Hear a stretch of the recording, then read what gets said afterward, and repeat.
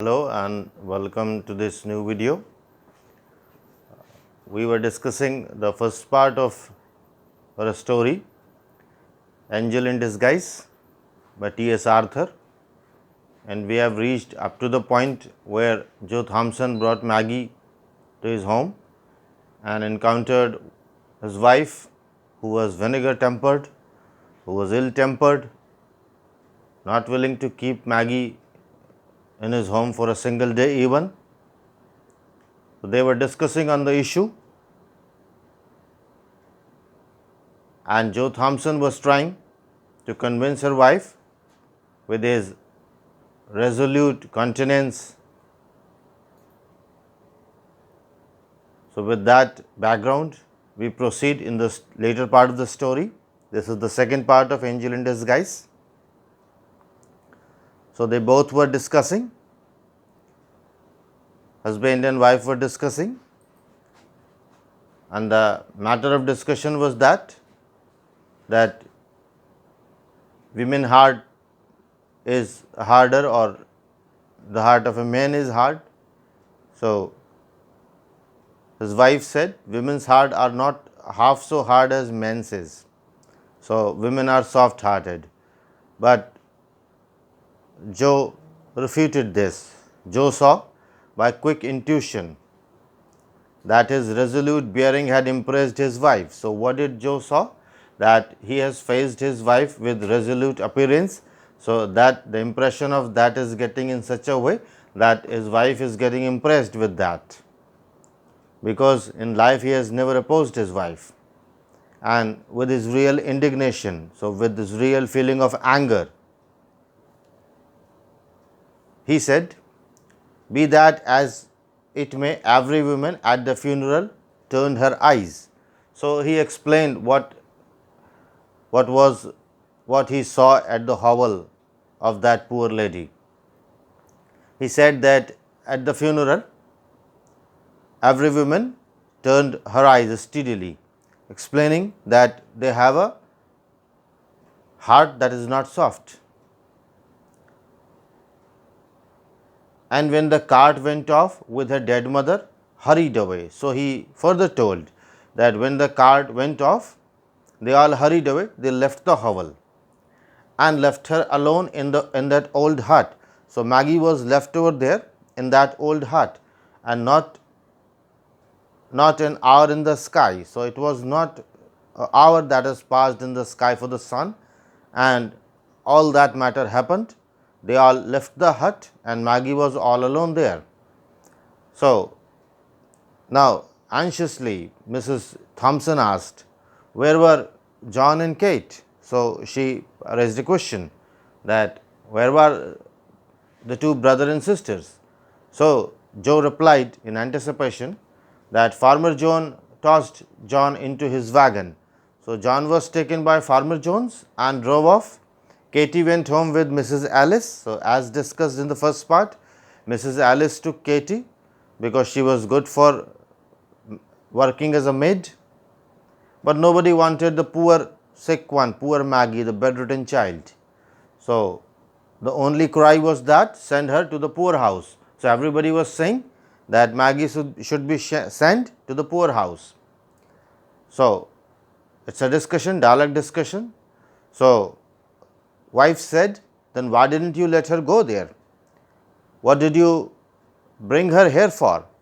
So, the questions were raised in a series.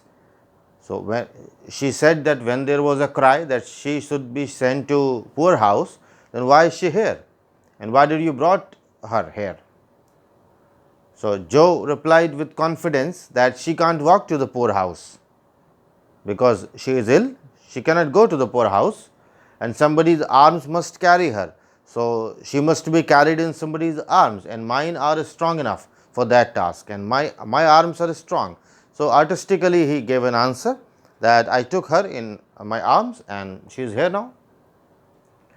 Then why didn't you keep on? So, then again his wife said, then if your arms are strong enough, then you should be walking to the poorhouse. Why you stopped here at home? Why did you stop here? Demanded the wife. Because I am not apt to go on a fool's errand. Because I am not supposed to go on that way in which there is no hope. The guardians must be first seen and a permit obtained. So, if some child is to be submitted in a poor house, then first a permit is to be obtained, and the guardians who will take her responsibility, they must be identified. Unless going to the poor house before this, it is of no use. That is why I stopped over here.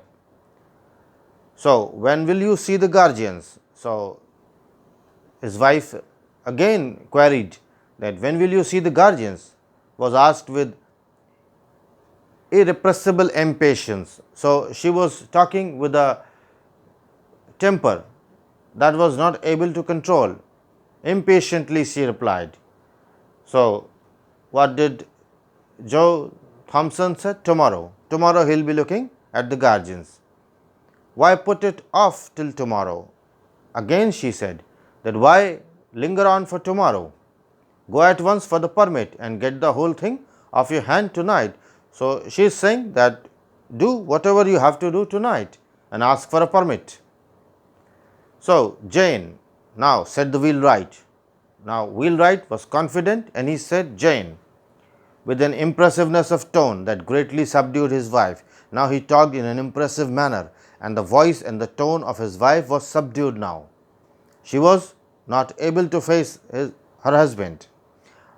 What he said, I read in a Bible sometimes and find much said about the little children. So, there is something told in the Bible about the children, how the Savior rebuked the disciple who would not receive them. So, Jesus Christ, Savior, scolded the disciples who did not receive the children, and how he took them up in the arms, and how the Savior Jesus took children in his arm and blessed them, and how he said that whosoever gave them even a cup of cold water should not go unrewarded. So, what Jesus Christ said, that anyone who gave a cup of cold water to the children, he should be rewarded for that. Now, it is a small thing for us to keep this poor motherless child. So, Joe Thompson said to his wife, so it is not a big issue that we keep this child, motherless child, for just a single day. And further he said, little one for a single night, to be kind her for a single night, to make her comfortable for a single night. So, it is a repetition of sentence to make speech impressive. T.S. Arthur here made repetition of the sentence. The voice of the strong, rough man shook, and he turned his head away so that the moisture in his eyes might not be seen. Mrs. Thompson did not answer, but a soft feeling crept into her heart.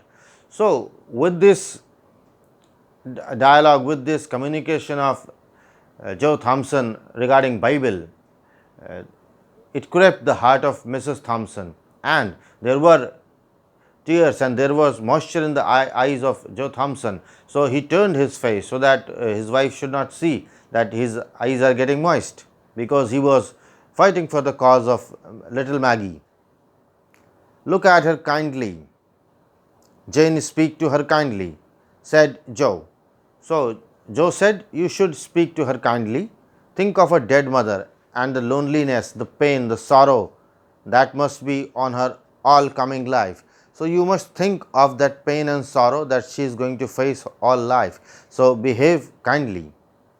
The softness of his heart grew unwanted eloquence to his lips.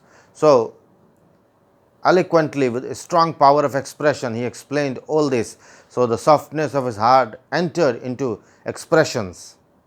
So, in this way, he impressed his wife to keep Maggie for a night. Mrs. Thompson did not reply. So, Mrs. Thompson was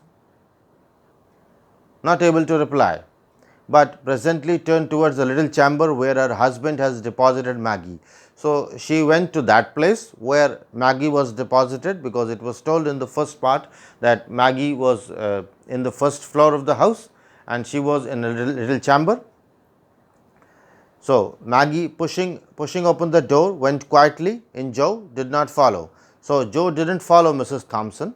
He saw that her state has changed. Now, there is a change of mind in Mrs. Thompson after this long discussion, and felt that it would be best to leave her alone with the child. So, he thought that she should be leave alone with the child. So, he went to his shop which stood near the house. So, what did Joe did? He went to the shop. He was a wheelwright. So, he went to the shop where he used to mend wagons and carts of the children and all other things, and worked until dusky evening released him from labor. So, he worked up till late evening. A light shining through the little chamber windows was the first object that attracted Joe's attention on turning towards the house. So, as he was coming to the house, what did he saw? He saw that there was a light shining from the chamber of Maggie. That means Mrs. Thompson is taking care of Maggie. So, it was a good omen, it was a good symbol. The path led him by his windows, and when opening he could not help pausing to look in. So, he came inside and he tried to look in what is happening over there. It was now dark enough outside to screen him from observation. So, he was now able to see from it was dark outside, late evening. So, he could see what is happening inside because the light was on in the room. Maggie lay a little raised on the pillow with the lamp shining full upon her face. So, the lamp was lighting on Maggie's face and she was raised on the pillow. Mrs. Thompson was sitting by the bed talking to the child. So, both Mrs. Thompson and Maggie were having a talk, but her back was towards the window. But Mrs. Thompson was sitting so that Joe can see only the back of Mrs. Thompson, so that her countenance was not seen. So, he could not see her face, but from Maggie's face. Therefore, Joe must read the character of their intercourse, but from Maggie's face he concluded that the discussion that is going on is healthy and positive. So, he saw that her eyes were intently fixed upon his wife. So, what did he saw? That Maggie's eyes were fixed on his wife. That now and then few words came as if in answers from the lips, that her expression was sad and tender. So, he tried to read the face of Maggie. Her expression was tender and sad, but he saw nothing of bitterness or pain. But there was no pain, no bitterness in the face of Maggie. That means he was having a soft discussion, a gentle discussion, sweet discussion with his wife. Many things have changed. So, a deep drawn breath was followed by one of relief as the weight lifted itself from the heart. So, there was a burden that was relieved from the Joe Thompson's heart, because he saw that it is occurring what he wanted. So, on entering, Joe did not go immediately to the little chamber. So, when he entered, he did not go to the Maggie's room.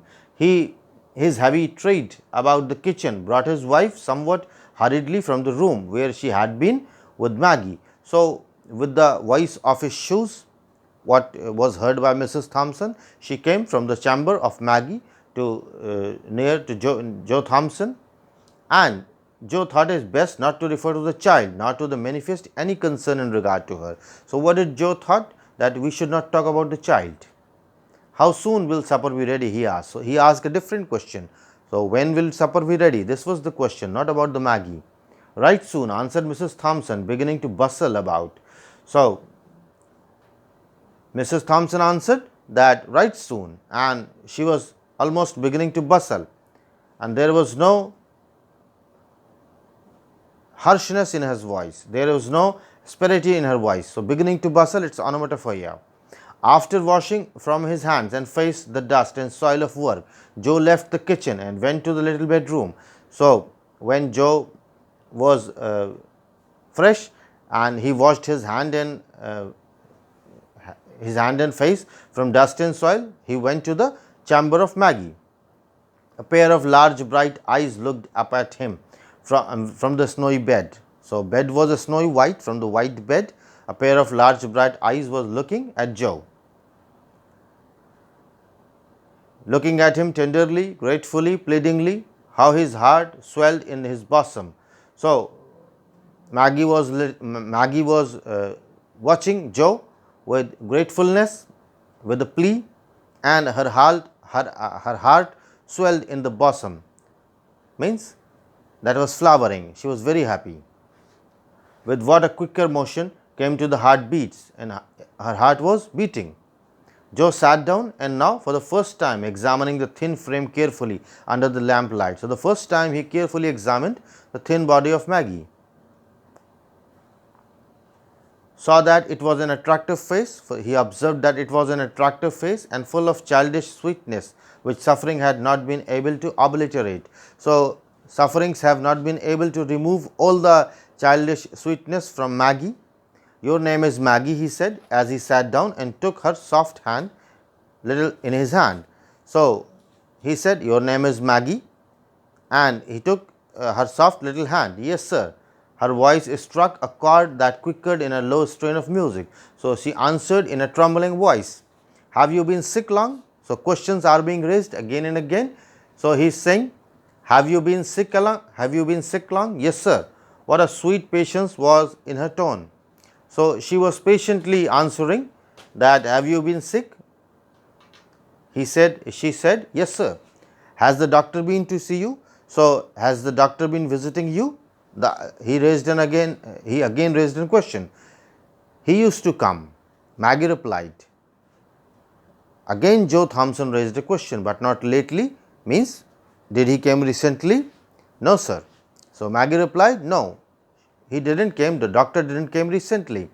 Have you any pain? So, he replied that he again put a question that did you have any pain? Maggie replied, sometimes, but not now. Sometimes it pains, but now it is not paining. So, when had you pain? So, he said, when did you felt the pain? This morning my side ached. So, Maggie said, this morning I had a pain, my back hurt when you carried me. So, when you carried me, my back was hurt. It hurt you to be lifted or moved about. So, now Joe again sympathetically asked that did it hurts you when someone lifts you or move about? Yes, sir. Maggie replied. So, your side doesn't ache now. So, is it again aching? So, do you feel ache now? No, sir. Does it ache a great deal? So, again there is a question. So, does it ache a great deal? Yes, sir. But it hasn't ached since I have been on this soft bed.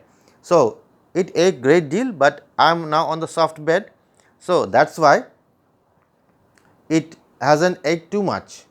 So, the soft bed feels good. Joe with satisfaction asked that this soft bed is good. Oh, yes, sir, so good. What a satisfaction mingled with gratitude was in her voice. So, Maggie replied, yes, sir, so good. The bed is soft, so good. So, in her answer, the satisfaction was mixed with gratitude, thankfulness. Supper is ready, said Mrs. Thompson. In between this talk, in between this discussion, Mrs. Thompson came and she said that supper is ready. Looking into the room a little while afterward. So, she was looking into the room. Joe glanced from his wife's face to that of Maggie. She understood him and answered. So, Joe saw the face of his wife and then the face of Maggie, and with that glancing, Mrs. Thompson understood everything. So, she answered, she can wait until we are done. So Mrs. Thompson said that she'll wait until we are done with the dinner. I'll bring her something to eat. So, I'll get something to eat. There was an effort at indifference on the part of Mrs. Thompson. So, Mrs. Thompson was showing that she is indifferent to Maggie, but actually that was not the matter, because her husband has seen far through the windows, because he had seen from the windows that the matter is different and understood that the coldness was assumed. So, he understood that Mrs. Thompson is showing coldness that is not real, because the real thing is the soft feeling has crept into her heart. Joe waited after sitting down to the table for his wife to introduce the subject uppermost in both of their thoughts, but she kept silent on that theme. So, they both sat on the table and Joe was very conscious that he will not start the discussion. So, he wanted his wife to start the discussion, but she kept silent for many minutes and she maintained a like reserve. At last, she said abruptly. So, for few minutes she kept silent and then abruptly, suddenly she said, what are you going to do with that child? Now, she raised a question that what are you going to do with that child? Now Joe replied in a serious manner, I thought you understood me that she was going to the poorhouse, replied Joe, as if surprised at the question. So Joe Thompson said, I thought you understood that she is going to the poorhouse. Mrs. Thompson looked rather strangely at her husband for some moments. So she had a strange look because she was anticipating that Joe will take side of Maggie, but he didn't took the side of Maggie and then dropped her eyes. So the eyes of Mrs. Thompson dropped down. The subject was not again referred during the meal. So they had a supper and the subject was not referred over there.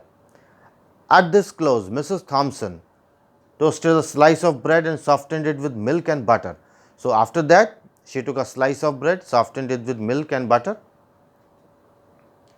and adding to this a cup of tea, she took them into the Maggie. So after adding it to the cup of tea, she took it to the Maggie and held the small water on which she has placed them, while the hungry child ate with every sign of pleasure. So Maggie ate all this with very pleasure. It is good, asked Mrs. Thompson, seeing with what a keen relish the food was taken. So the food was good, and Mrs. Thompson asked, is it good? Seeing that the child was feeling good. The child paused with the cup in her hand and answered with a look of gratitude that awoke a new life, old human feelings which have been slumbering in her heart for half a score of years. So Mrs. Thompson didn't have a child for a score of years. Actually, this score of year is termed coined by Abraham Lincoln in his speech. So score is 20 years. So half of a score is 10 years. So the feelings that were dead in her heart for the 10 years, that were slumbering, sleeping, arose when the child Maggie looked with the gratitude towards Mrs. Thompson, because she gave bread and milk to Maggie. Well, we'll keep her a day or two longer. She is too weak and helpless. Now Mrs. Thompson took the side of Maggie, that we'll took her for a day or two, said Mrs. Thompson in answer to her husband's remark. So now she answered to the remark that was made at the breakfast time on the next morning, that must be step down and see the guardian to the poor Maggie. So on the next morning, when Joe Thompson said that he is stepping down to see the guardian, Mrs. Thompson said that we'll keep her for a day or two because she is too weak. So now Joe Thompson said, she'll be so much in your way, so she'll too much going to trouble you. I shan't mind this for a day or two, poor thing. So she said that for a day or two I'll manage. If she troubles, I don't care for that. So Joe did not see the guardian for the poor on that day. So Joe didn't went to see any guardian on that day, on the next day, nor on the day following. So he never went to see the guardian. In fact, he never saw them at all on Maggie's account. So he never saw the guardian on the Maggie's account, means Maggie remained all over with this family of Joe Thompson and Mrs. Thompson. For in less than a week, Mrs. Joe Thompson would as soon leave thought of taking up her own abode in the almshouse as sending Maggie there. So Mrs. Joe Thompson stopped thinking that Maggie should be sent anywhere else, or this almshouse or a poor house, privately financed house. So she was thinking to keep Maggie with her. What light and blessing did that sick and helpless child bring to the life of Joe Thompson? So this helpless child has brought a light in the life of Joe Thompson and Mrs. Thompson, the poor wheelwright. It has been dark and cold and miserable there for a long time, just because the wife has nothing to love and care for out of herself, and she became sore, irritable, ill-tempered and self-afflicting in the dissolution. So as it has been long time, she has no child to love and care. So she has become so sore, so irritable, so annoying, so angry, so ill-tempered, and so suffering and so sad at her woman's nature. Now the sweetness of that child, looking ever to her in love, patience and gratitude, was the honey to her soul. So now her heart was filled like a honey in the soul. So things have changed, because she was ill-tempered, because she had no one to love but now she had a child, Maggie. So, her nature has changed, and she has carried in her heart as well in her arms a precious burden. Now, it was a precious burden for Mrs. Joe Thompson also. As for Joe Thompson, there was no man in all neighborhood who drank daily of a more precious wine of life than he. So, Joe Thompson was drinking wine of life because he was keeping Maggie with himself, and no neighbor was such lucky as Joe Thompson was. And beautifully it has been explained in the last 3 lines of the story, the happiness of the couple, that an angel has came into the house disguised as sick, helpless and miserable child. So, Maggie was no doubt sick, helpless and miserable child, but that sick, helpless, miserable child has filled all its dream chambers, all its dreary chambers with the sunshine of love. So, dreary chambers which were lacking love and care, they were filled with the sunshine of love. So, that was a story in which the angel, the sick, poor child, became the angel for the life of the couple, Joe Thompson and Mrs. Thompson. So, this was the story. Thank you for being with me. Thank you very much.